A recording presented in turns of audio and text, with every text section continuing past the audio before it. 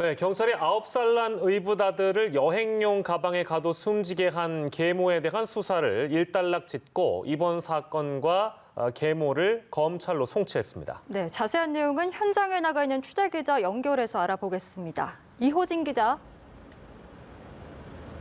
네, 저는 지금 천안 동남경찰서에 나와 있습니다. 조금 전 1시 40분쯤 의붓아들 9살 A군을 여행용 가방에 가둬 숨지게 한 계모 43살 B씨가 검찰로 송치돼 천안교도소로 옮겨졌습니다.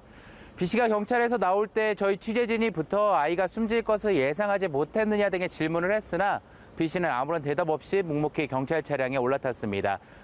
B씨는 지난 1일 거짓말을 했다는 이유로 A군을 7시간여 동안 여행용 가방에 들어가 있으라고 지시해 숨지게 한 혐의를 받고 있습니다.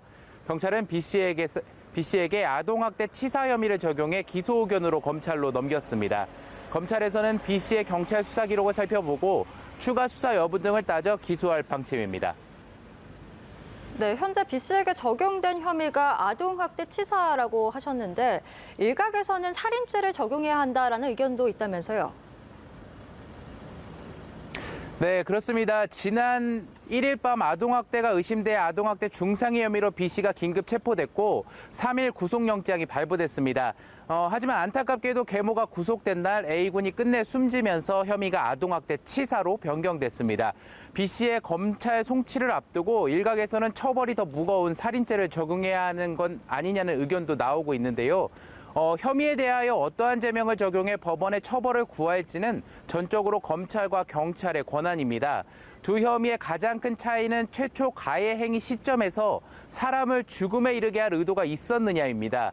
우선 경찰에서는 B씨가 A군을 여행용 가방에 가둔 행위에 대해 죽일 의도까지는 없었다고 보는 건데요.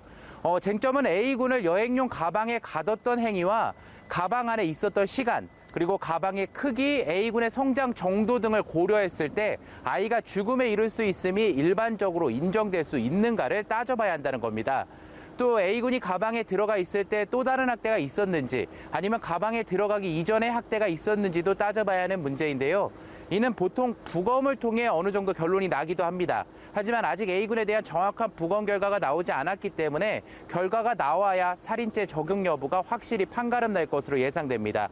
아동학대 치사의 경우 5년 이상 최대 무기징역까지 형이 선고될 수 있고 살인은 최대 사형까지 선고될 수 있습니다. 네, 그렇군요. 그리고 A군의 아버지에 대한 조사도 이루어지고 있는 거죠?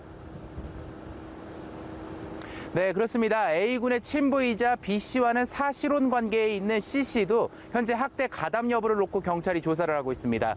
경찰은 아직 C씨를 참고인 신분으로 보고 조사하고 있는데 아직까지 피의자 신분으로 전환되지는 않았습니다. 하지만 C씨도 A군을 학대했다는 것을 일부 시인하기도 했는데요. C씨의 학대 가담 정도가 피의자로 입건할 정도인지를 놓고 경찰은 고심하고 있습니다. 또 그 외에 B씨의 학대를 그저 지켜보기만 한 방조를 한 것은 아닌지에 대한 검토도 하고 있는 것으로 알려졌습니다. 지금까지 충남 천안에서 연합뉴스TV 이호진입니다.